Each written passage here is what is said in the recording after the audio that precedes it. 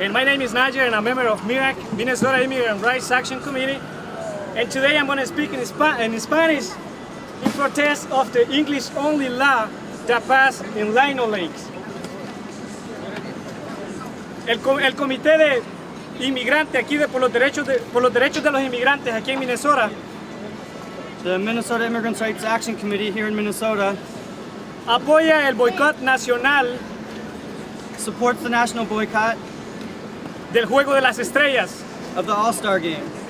Y demandamos al dueño And we demand of the owners de la Liga de Béisbol Nacional of Major League Baseball que mueva el juego that they move the game fuera de Arizona. outside of Arizona. Como todos sabemos, Arizona representa As we all know, Arizona represents una mayor población de comunidad inmigrante a large population of immigrants, y las leyes racistas como la 1070 en Arizona and racist laws like SB 1070 in Arizona están haciendo mucho daño a nuestra comunidad. are doing a lot of damage to our community. Es por eso que aquí en Minnesota And for that reason, here in Minnesota, queremos mandarle un mensaje claro al dueño de esta liga, we want to send a clear message to the owners of the league que aquí en Minnesota apoyamos que se mueva el Juego de las Estrellas a otro lugar. that here in Minnesota, we support moving the All-Star Game somewhere else.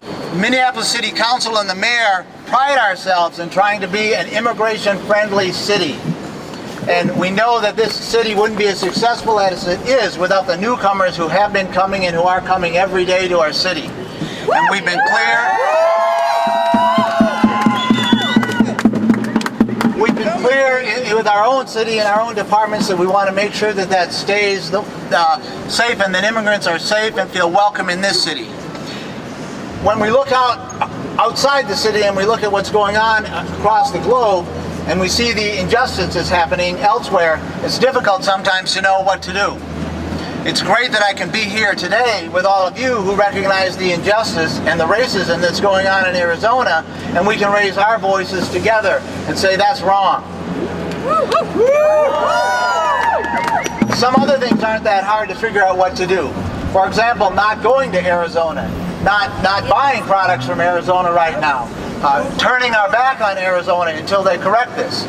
We have, through the mayor's office, we've directed our city employees to not take trips to Arizona, not to go to conferences to Arizona, so that we can be clear about what we think is an injustice there, but also so that we can make sure that those city employees are safe.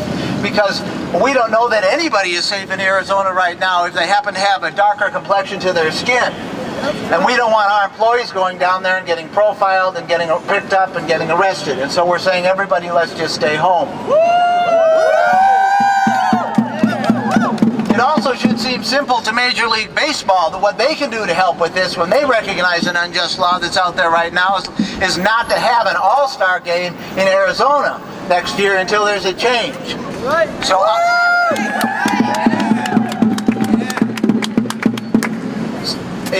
interestingly enough, about 60 years ago, my parents immigrated from Canada to the United States. Now, if my parents were immigrating now to Arizona, based on the fact that their parents were from Scotland and Ireland, I bet you they wouldn't be stopped, they wouldn't be pulled over, they wouldn't be harassed, because what's going on there is all based on racial profiling, and racial profiling is wrong. Right. I think it's time we all raise our voices and we demand that the All-Star Game be moved, and we demand that the laws be changed in Arizona so it's fair and just for everybody. So I say, move the game! Move the game!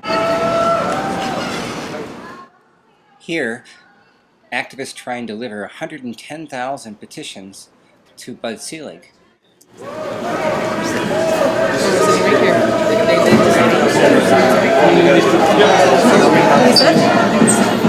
Ladies and gentlemen, you guys are being asked to move the lobby. There's the deal, you guys will get arrested for trespassing and refuse to move, so you guys need to get out. Okay, consider yourselves under arrest right now. If anyone doesn't leave, we'll go to jail. Okay? What, you guys want to go to jail? You want transfer cards? Out. Out. people, indigenous people, and the whole rest of the hemisphere.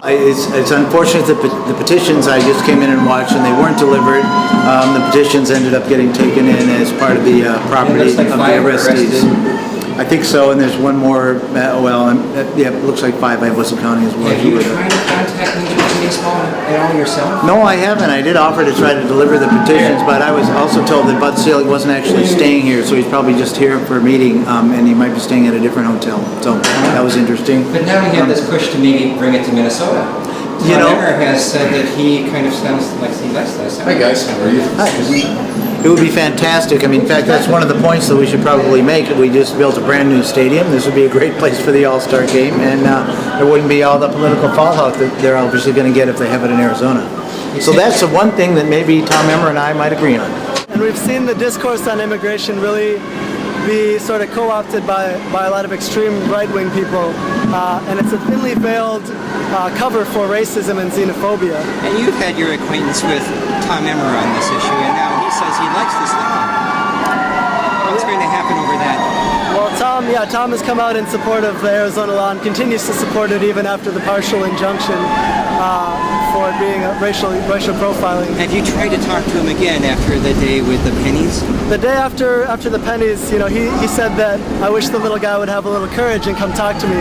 And so my response was to send him and his camp a letter inviting him to join me and the community for a forum on immigration at Mercado Central in South Minneapolis.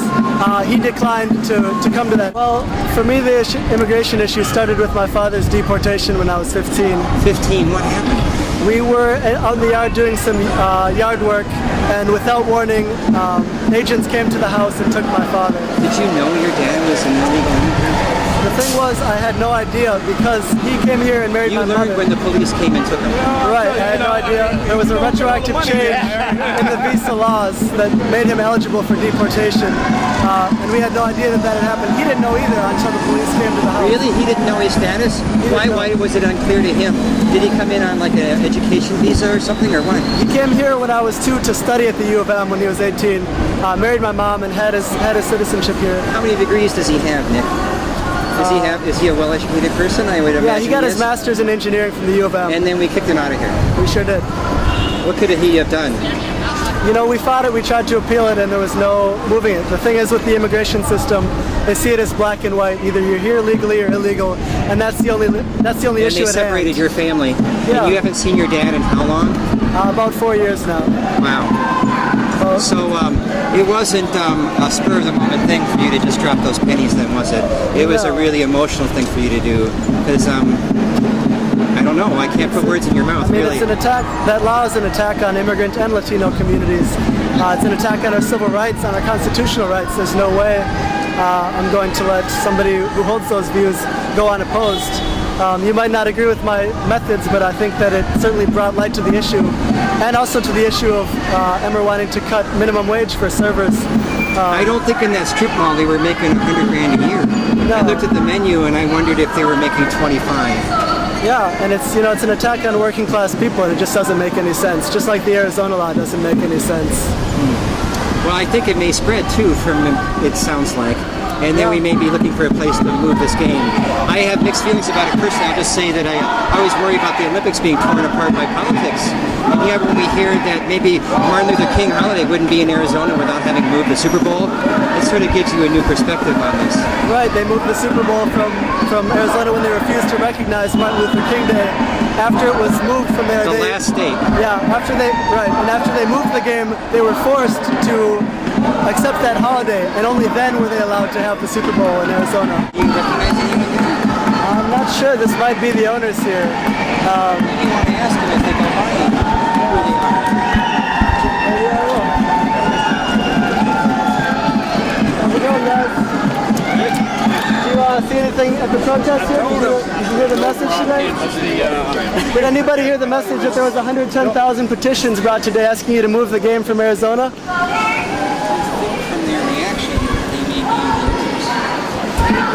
Could be, and again, you see that they're not interested in hearing that, and it's really a shame because baseball fans everywhere are. Baseball seems to be filled with immigrants, Nick.